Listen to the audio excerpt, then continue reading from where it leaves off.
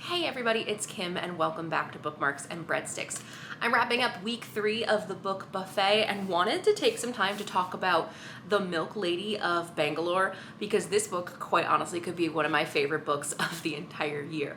I found this book at a local bookstore here in Buffalo called Talking Leaves, and I actually found it in the food and travel writing section.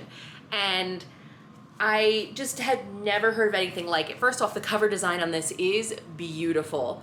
I love a yellow book because I just don't think there are a lot around the world. Maybe. Is that just me? And it is written from the first person point of view of the author, Shobha Nayaran. She is an expat and she returns to India with her husband and her 2 kids, and she ends up befriending the Milk Lady.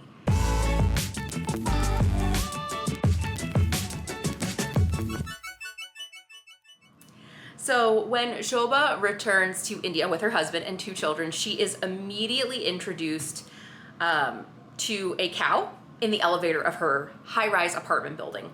And she meets a cow with its owner, obviously, Sarala. And I just have to read the back for you, because this is what hooked me in. When Shobha Nayaran returns to India with her husband and 2 daughters after many years in the United States, the last thing she's expecting to see is a cow in the elevator of her modern apartment building. It is for the housewarming ceremony on the 3rd floor, explains Sarala, the woman holding the cow with the rope. Surprising herself, Shobha asks whether the cow might bless her apartment next.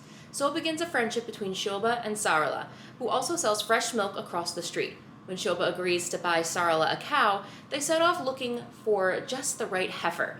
And what was at first a simple economic transaction becomes a story of Indian food culture and mythology, bridging the divides, and an inspiring connection between 2 irresistible women and the animals they love.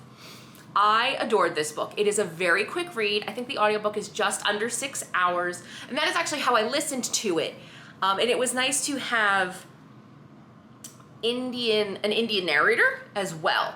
I loved it because this should be a movie, because it's got that kind of totally opposite ends of the world, a little bit of like the Prince and the Pauper feeling. And Shobha lives in this high-rise apartment place where the expats live. Her husband is very modern, and Shobha has these connections to her heritage that she wants to maintain. Now, she is not the most devout or the most religious or that far into customs, but it's interesting to watch her battle and straddle between these 2 different worlds she lives in.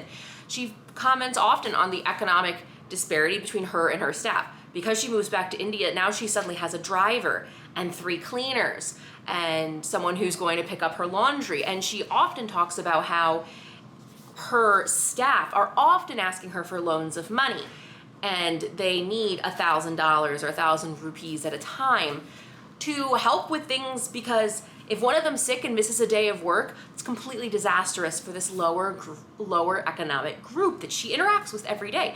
And she loves them and cares about them.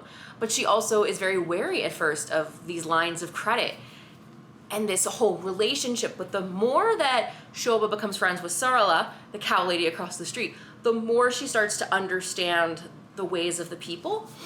And Sarala is like the coolest businesswoman ever, because she'll be like, "Madam, yes, people run up to my cow with empty Gatorade bottles to catch my cow's urine, because people drink cow urine every day. It supposedly has medicinal purposes."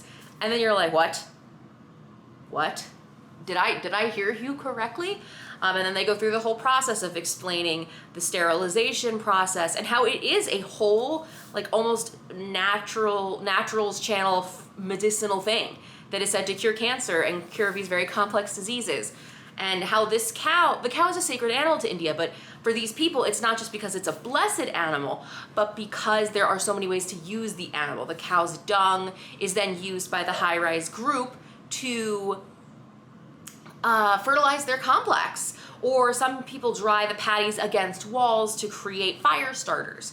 And when Sarala decides to use her father and her father-in-law's 80th birthday as a reason to give a cow to Sarala, because one of the best birthday gifts you can give is the idea of helping others, it becomes a whole journey. And actually, interesting that there are so many beautiful native cow breeds to India that are slowly going extinct because the dairy farmers of the cities, which is where Sarala is, prefer the hybrid cows that are mixed with the dairy cows that we use in the United States because they produce more milk. Because these people who are considered in the poverty line want the milk more than they want to preserve tradition. And it's a very interesting dynamic. And I think sometimes Shobha just wishes money would fix everything for these people, but really money isn't what they want. They want their sons and their children to have good lives and get education. Sarala has many sons. There's one son that we spend a lot of time with in particular who wants to actually continue in the dairy business, but his parents want him to learn to drive a rickshaw, a motorized rickshaw, and get an education because that makes him a better candidate for these like arranged marriages. And it's a very interesting dynamic. Both of my kitties have now arrived off camera. I don't know if it's because they hear my voice when I've been in the basement most of the day. I digress, apologies. This book made me want to own a cow, or at least donate a cow to somebody else. There were conversations about even fresh milk. At the beginning, Shobha would not buy fresh milk that's literally milked in front of her across the street by Sarala.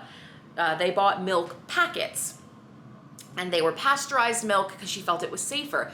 And then it took like a chapter or two just for her to break down and buy the milk, and from there, their friendship evolves.